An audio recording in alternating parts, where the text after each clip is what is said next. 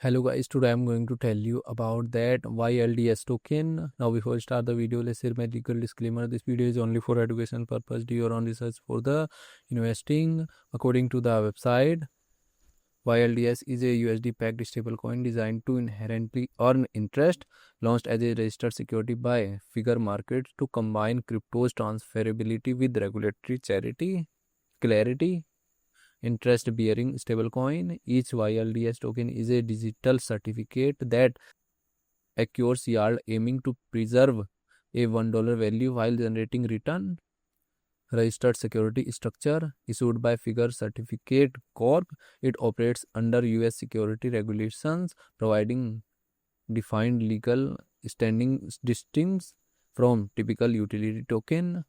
Primary money market backing. Its value is backed a portfolio of debt security managed by a registered investment advisor, similar to a prime money market fund.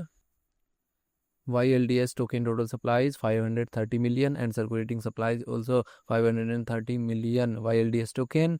YLDS token is listed on Figure Market and other exchanges. If I share my opinion with you, then this project up to 60% chances is that it is a legit or good project. So guys, don't take my opinion as a financial advice. Do your own research for the investing. Thanks for watching.